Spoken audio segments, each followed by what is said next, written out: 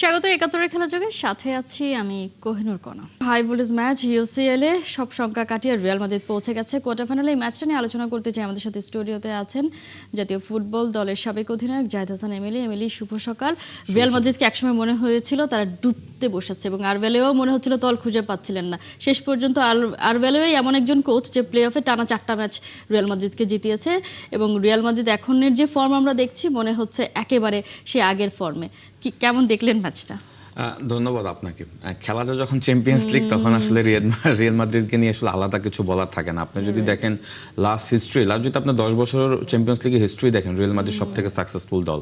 তো সেইখানে আসলে আপনি যেটা বলেছেন যে জাভি আলোনসো স্যাক হওয়ার পরে আরবেলোয়াকে কোচিং স্টাফে নিযুক্ত হওয়ার পর আমরা একটা ধরে নিয়েছিলাম যে একটা পারফরমেন্সে কলাপস করে কিনা, এবং লিগের পারফরমেন্স যদি দেখেন সেখানে কিন্তু কলাপস করেছে। বাট একটা সংশয় ছিল যে চ্যাম্পিয়ন্স লিগে কি করে। বাট দর্শক যারা রিয়াল মাদ্রিদের ফ্যান্স রয়েছে তাদের একটা কনফিডেন্স ছিল যে চ্যাম্পিয়ন্স লিগের জন্য রিয়াল মাদ্রিদ আসলে কতটা ভয়ঙ্কর সেটা তো আসলে ভাই ম্যাচ বাই ম্যাচ যত যাচ্ছে, এবং তারা কিন্তু আমার মনে হয় যে চ্যাম্পিয়নের দিকে এক এক পা করে দিচ্ছে, এবং সেটার প্রতিফলন হিসেবে কিন্তু Manchester city back to back দুইটা ম্যাচ যদি দেখেন, স্পেশালি যখন নকআউট স্টেজ আসে তখন কিন্তু হোম ম্যাচের একটা বড় অ্যাডভান্টেজ থাকে, এবং সেটা কিন্তু বর্ণাবিতে ফিদে ভালভার্দের হেট্রিকে কিন্তু তারা ওই কাজটা কিন্তু শুরু থেকেই করে ফেলেছিল। এবং এই ম্যাচটা আমার কাছে মনে হয় জাস্ট আনুষ্ঠানিকতা ছিল, কারণ যে ম্যাচে আপনি 3 গোলে হোমে অ্যাডভান্টেজ দিবেন, অ্যাওয়ে ম্যাচ আপনি যতই ডিফিকাল্ট হোক, দলটা যখন রিয়াল মাদ্রিদ তখন তার এগেইনস্ট আসলে যত বড় দলই হোক না, ইটস ভেরি ডিফিকাল্ট। অনেক চ্যালেঞ্জিং ম্যাচ ছিল, এবং ইতিহাদে কিন্তু শুরুটা বেশ ভালোই করেছিল, হাই ইন্টেন্সিটি ছিল, খেলাটা কন্ট্রোল করে ফেলছিল Manchester City. But unfortunate Bernardo Silva red কার্ডে কিন্তু আসলে আপনি জানেন এই ধরনের ম্যাচে যখন 10 জন 11 জন হয়ে যায় তখন আসলে ম্যাচে কামব্যাক করা ইজ ভেরি ডিফিকাল্ট, এবং সেটাই হয়েছে। বার্নার্ডো সিলভা রেড কার্ডের পরে কিন্তু রিয়াল মাদ্রিদ আরও বেশি হাই প্রেসিং করেছে, বল কন্ট্রোল করেছে, মিডফিল্ড প্যাটার্নটাকে চেষ্টা করেছে তাদের ব্যাটেলে নিয়ে যাওয়ার জন্য। তো সেটাই করেছে, এবং এর ফলশ্রুতিতে কিন্তু দেখবেন যে তারা গোলও করে ফেলেছে। সবকিছু মিলে আমার কাছে মনে হয় যে রিয়াল মাদ্রিদ চ্যাম্পিয়ন্স লিগের জন্য যে কতটা ভয়ঙ্কর সেটা তো আসলে তাদের পারফরমেন্সই দেখা যাচ্ছে। একটু যদি উল্টো দিক দেখেন, তাদের লিগের পারফরমেন্স যদি দেখেন, সেখানে কিন্তু দেখেন এলসের সাথেও তারা কিন্তু লাস্ট 2 রাউন্ড আগে হেরে গিয়েছে 1 গোলে। তো আমি বলবো যে রিয়াল মাদ্রিদ চ্যাম্পিয়ন্স লিগে আসলে তাদের প্লেয়ারদের পারফরমেন্স আমার কাছে মনে হয় যে এক্সট্রা মোটিভেট করে, এবং তারা রিয়াল মাদ্রিদ তো সবসময় বলে তারা এত বেশি শিরোপা জিতেছে, তাদের আসলে ঘরোয়া লিগের প্রতি এখন আর কোনো ইন্টারেস্টই নেই, তারা চ্যাম্পিয়ন্স লিগটাকেই লিগ মনে করে। আরবেলোকে নিয়ে যদি একটু আলাদা করেই কথা বলতে চাই, আরবেলো যখন কোচ হয়েছিল তখন মরিনিওর একটা কথা খুব আসলে শোনা যাচ্ছিল। তিনি বলছিলেন যে আজকাল কোথায় কোচ হয়ে যাচ্ছে, কে কিভাবে হয়ে যাচ্ছে, লিঙ্কডইনের প্রোফাইল দেখেই লোকজন কোচ নিয়ে যাচ্ছে, মানে অনেকটা মনে হচ্ছিল তাকে মক করেই বলেছে। কারণ আরবেলো কোনো দিক থেকে আসলে হাই প্রোফাইল কোচ না, বা রিয়াল মাদ্রিদের জাগ আউটের কোচ হবে সেরকমটা আসলে ভাবতে অনেকেরই আসলে কষ্ট হচ্ছিল। সেই জায়গা থেকে সব সংখ্যা কাটিয়ে, এবং রিয়াল মাদ্রিদকে এবার প্লে অফও খেলতে হয়েছিল, সেখান থেকে তার যে পারফরমেন্স এবং তিনি যেভাবে তার দলকে এখন মোটিভেটেড করছে, সব কিছু মিলিয়ে মনে হচ্ছে কিনা যে এই কঠিন চ্যালেঞ্জটা আসলে তিনি উতরে গেছেন। দেখেন, কোচিং পয়েন্ট অফ ভিউ থেকে কিন্তু অনেকেরই আমরা হয়তো ওইভাবে চিন্তা করি যে রিয়াল মাদ্রিদে এত বড় দলে আসলে আরবেলো আসলে অ্যাডজাস্ট করতে পারবে কিনা। দেখেন, লিভারকুজেনের জাভি আলোনসো যে রেজাল্ট করে এসেছে, আমরা ধরে নিয়েছিলাম যে একটা লং টার্ম প্রসেসে কিন্তু রিয়াল মাদ্রিদের সাথে সে অ্যাডাপ্ট হবে।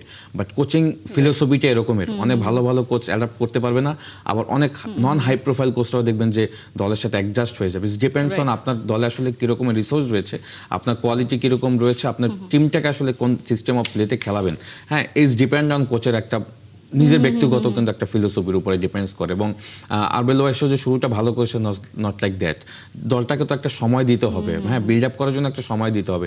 দেখেন, জাভি আলোনসো বায়ার লেভারকুজেনের যে হাই ইন্টেন্সিটিতে ফুটবল খেলেছে, প্রত্যেকটা দলের অ্যাগেনস্টেই কিন্তু সে যেভাবে ফুটবল খেলেছে, রিয়াল মাদ্রিদে কিন্তু আবার তার উল্টো চিত্রটা, বিকজ এখানে সব পরীক্ষিত প্লেয়ার, সুপারস্টার প্লেয়ার, তাদেরকে আসলে মানিয়ে নেওয়াটাও কিন্তু তার জন্য একটা ডিফিকাল্ট ছিল।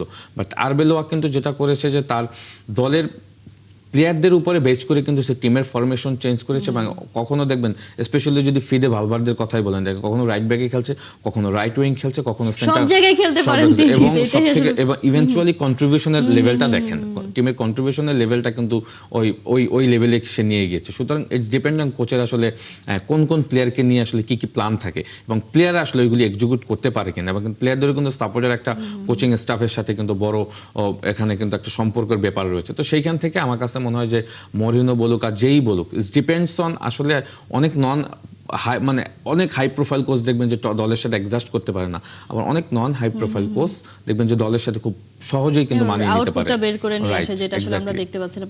গত ম্যাচে মনে হচ্ছিল যে কিলিয়ান এমবাপ্পে খেলবে কি খেলবে না, কারণ তার একটা ফিটনেস ইস্যু ছিল, তিনি নেমেছিলেন দ্বিতীয়ার্ধে। সেখান থেকে ভিনিসিয়াস জুনিয়র একা আসলে যে পারফরমেন্স করেছেন, তার পারফরমেন্স নিয়ে যদি আসলে আলাদা কিছু বলতে চাই। ভিনিসিয়াস জুনিয়র দেখবেন ম্যাচ যত সামনের দিকে যাবে তার পারফরমেন্সের গ্রাফ কিন্তু আরো বাড়তে থাকে। বিগত দিন আপনি যদি দেখেন নকআউট স্টেজগুলো আসলে ভিনিসিয়াস জুনিয়র তার পারফরমেন্সের কিন্তু আমার কাছে মনে হয় যে রূপটা আস্তে আস্তে চেঞ্জ করতে থাকে। আপনি যদি প্রথম লিগের খেলাগুলি দেখেন সেখানে কিন্তু ভিনি পারফরমেন্স তত একটা ভালো ছিল না। এখন যখনই নকআউট স্টেজ আসছে, ইম্পর্টেন্ট গেম আসতেছে, তখন কিন্তু ভিনির মতো প্লেইং স্টাইলটা তৈরি করছে। তো যেটা হয় যে চ্যাম্পিয়ন্স লিগ জিততে গেলে দুই একজন প্লেয়ারকে স্পেশাল মোটিভেট থাকতে হয়, যেটা আমার কাছে মনে হয় যে ভিনিসিয়াস জুনিয়র রিয়াল মাদ্রিদের জন্য সবসময় রয়েছে। At the same time not only Vinicius junior, আপনি যদি প্রথম লিগের খেলাটা দেখেন, আমি স্পেশালি ফিদে ভালভার্দের পারফরমেন্সের কথা সবসময় বলি।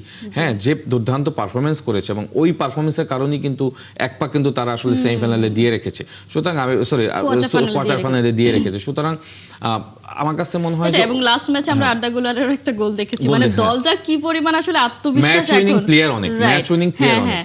যে কিলিয়ান এমবাপ্পে খেলেন, বাট তার অভাবটা কিন্তু কেউ কোনোভাবে, রাইট, এটাই আসলে বড় টিমের ম্যাজিকটাই আসলে এই জায়গায়, কারো অভাব আসলে কেউ বুঝতে দেয় না।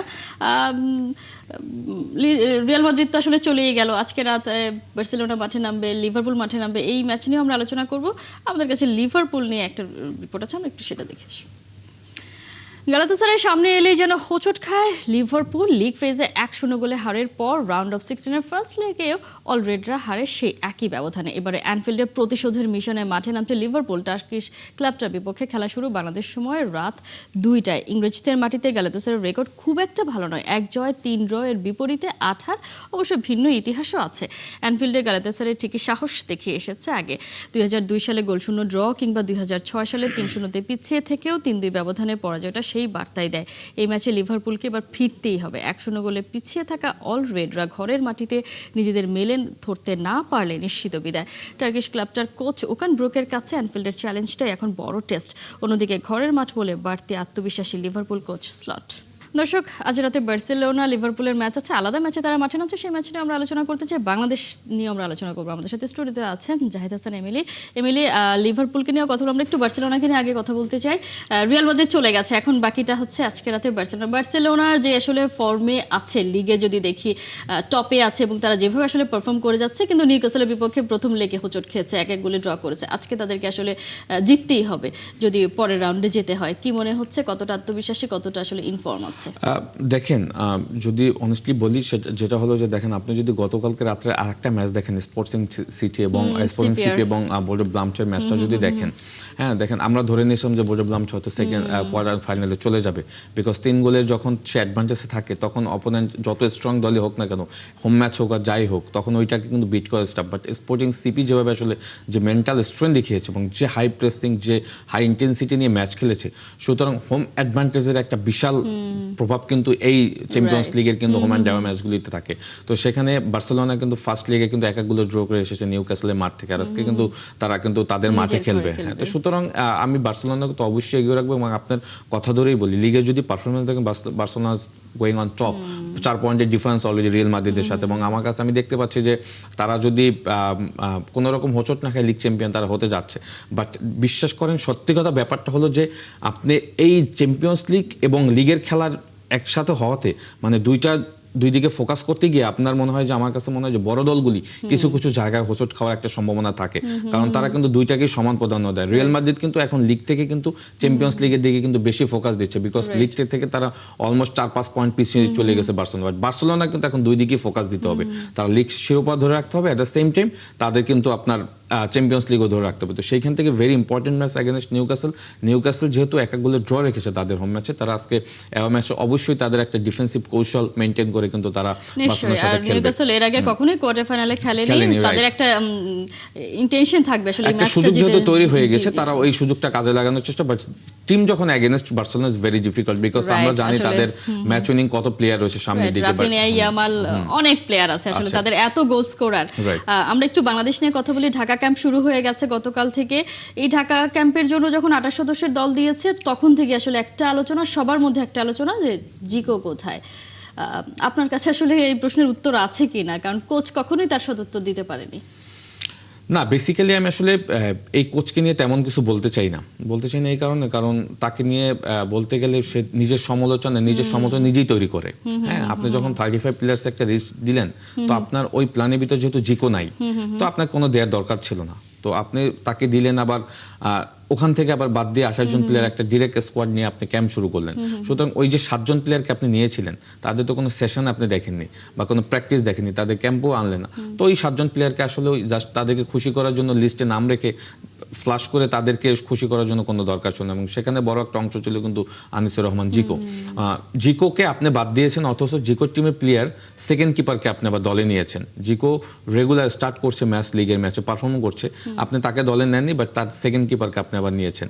আবার জিকোকে বাদ দিয়ে আপনি আবার ব্রাদার্সের গোলকিপারকে নিয়েছেন। সুতরাং কন্ট্রোভার্সি কিন্তু সে নিজেই তৈরি করছে। সো এখানে আমার কাছে যেটা মনে হয় যে এই ধরনের ইন্টেনশন থেকে তার বেরিয়ে আসতে হবে, এবং তার যে প্রসেসে যে যেভাবে টিম লাইন আপ দেয় বা টিমের স্কোয়াড দেয়, সেটা আমার কাছে কখনো যুক্তিমত মনে হয় না। আমার কাছে মনে হয় যে একটা প্লেয়ারকে আপনি যদি আপনার প্ল্যানে না থাকে, প্ল্যানে অংশ না থাকে, তাকে আপনার স্কোয়াডে দেখিয়ে বা তার কাছ থেকে তাকে আপনি খুশি করার জন্য আপনি তাকে বরং খুশি করতে গিয়ে আপনি তাকে তার কনফিডেন্ট লেভেল ডাউন করছেন। ওই যে 7 জন প্লেয়ারকে আপনি প্র্যাকটিস সেশন ছাড়াই বাদ দিয়ে দিলেন, তো তারা তো আসলে জাতীয় দলে খেলার জন্য কিন্তু রেডি ছিল। হ্যাঁ, তো তারা তো আসলে এখানে কোনো ভুল করেনি। সুতরাং আমার কাছে মনে হয় যে এই প্রসেসগুলি নট অনলি কাবরেরা, আমার কাছে বাংলাদেশ ফুটবল ফেডারেশনের যারা ম্যানেজমেন্টও রয়েছে, তাদের এই জিনিসগুলি কিন্তু আমার কাছে মনে হয় হ্যান্ডেল করা উচিত, বিকজ এতে প্লেয়ারদের কনফিডেন্স নষ্ট হয়। নিশ্চয়ই। এবং এই কাবরেরাকে নিয়ে তো আসলে আমরা সবাই কথা বলছি যে তার যে প্রসেস, সেটা নিয়ে আসলে সবার মধ্যে, কিন্তু খুব সম্ভবত 30 এপ্রিল তার সাথে চুক্তি শেষ হয়ে যাচ্ছে এবং সিঙ্গাপুরের বিপক্ষেই বাংলাদেশ শেষ ম্যাচ খেলবে। এরপর তো আসলে খুব সম্ভবত চুক্তি বাড়ানো হবে না। দেখা যাক কাবরেরার যে অধ্যায়, সেটা বাংলাদেশের সাথে শেষ হয় কিনা, নতুনভাবে বাংলাদেশ আসলে জেগে ওঠে কিনা। এমিলি, অসংখ্য ধন্যবাদ এতক্ষণ যুক্ত থাকার জন্য। ধন্যবাদ আপনাকে।